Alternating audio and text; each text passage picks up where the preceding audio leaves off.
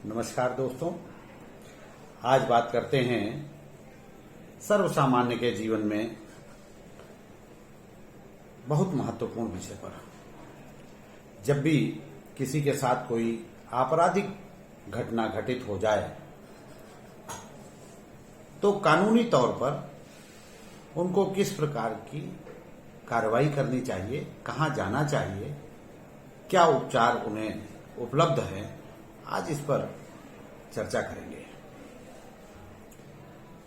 कोई भी आपराधिक घटना किसी के साथ घटित होती है तो घटना दो प्रकार की हो सकती है।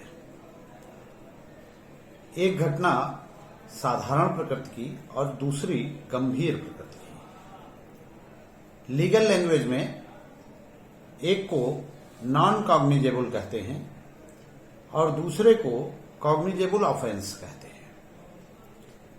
जो नॉन कॉग्निजेबल ऑफेंस है उसमें साधारण प्रकृति की मारपीट आ सकती है, गाली गलौज की घटना आ सकती है, कोई धमकी देने की घटना आ सकती है।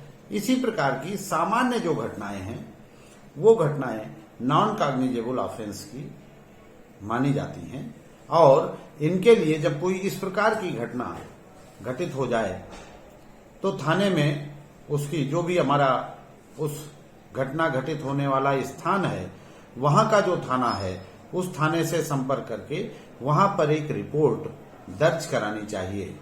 सामान्य विधिक भाषा में उसे एनसीआर दर्ज कराना कहते हैं, नॉन कॉग्निजेबल रिपोर्ट दर्ज कराना।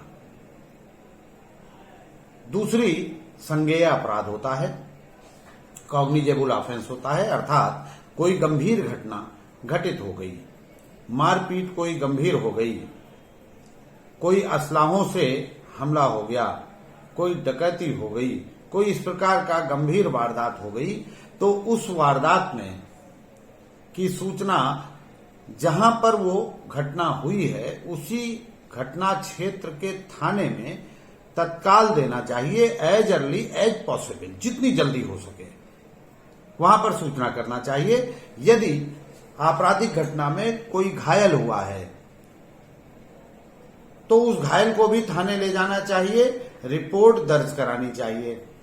रिपोर्ट दर्ज होते ही धारा 154 सीआरपीसी के अंतर्गत ये रिपोर्ट दर्ज होगी और रिपोर्ट दर्ज होते ही थाने का जो भी हेड मोहरिर होगा या थाने का भार साधक अधिकारी, जो भी एसएचओ या इंस्पेक्टर रैंक का अफसर होगा, वो तुरंत एक चिट्ठी मजरूबी उसके आदेश पर थाने का हेड मोहरिर बनाएगा और फोर्स के साथ, पुलिस के सिपाहियों के साथ घायल को तत्काल उपचार के लिए ले जाया जाएगा।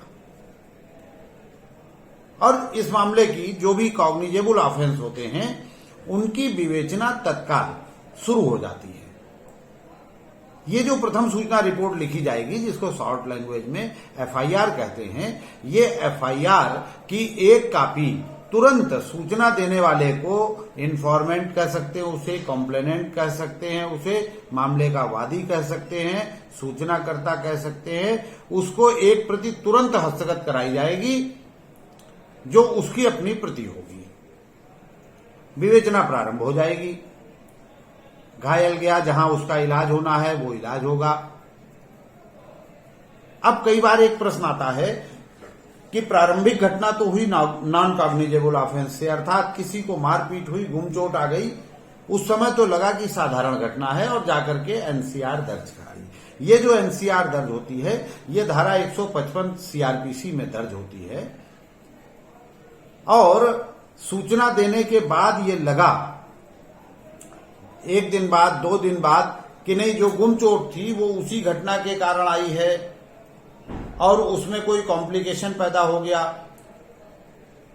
इस आदमी को ले जाकर के, जो प्रभावित व्यक्ति है, विक्टिम है, इसको ले जाकर के और चिकित्सकीय उपचार दिलाया गया और वहां पर यह समझ में आया कि नहीं भाई, उसको जो अंदरूनी चोट आई है वो चोट के कारण उसको चोट गंभीर हो गई है। तो मेडिकल जो रिपोर्ट आएगी उस रिपोर्ट के आधार पर फिर इन्फॉर्मेंट को या विक्टिम को एक अवसर रहता है कि वो जाकर के और थाने में बताए कि साहब हमारे साथ जो घटना हुई थी उसी के इन फर्दरेंस ऑफ दैट ऑकरेंस ये मामला गंभीर हो गया है।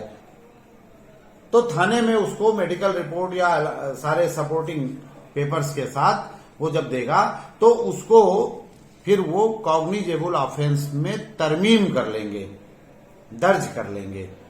और मामला जैसे प्रथम सूचना एफआईआर 154 सीआरपीसी में लिख करके मामला चला था, ठीक उसी प्रकार से इसकी विवेचना शुरू होगी। इन केस थाना ये नहीं करता तो इन्फॉर्मेंट के पास एक योजना रहती है, एक विधि व्यवस्था है कि धारा 155(2) जो सीआरपीसी की है उसमें जो भी उस थाना क्षेत्र का न्यायालय है, दंड न्यायालय है, उस न्यायालय में एक प्रार्थना पत्र अलॉन्ग विद ऑल डॉक्यूमेंट्स प्रस्तुत करे और वहां पर ये कहे न्यायालय से कि साहब ये घटना है, इसको कॉग्निजेबल है, इसकी विवेचना कराया जाना बहुत आवश्यक है।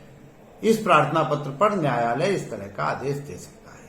तो आज हमने डिस्कस किया दोनों तरह की घटनाओं पर, non cognizable offence, cognizable offence पर, और उनकी प्रारंभिक रेमेडी हमारे पास क्या है।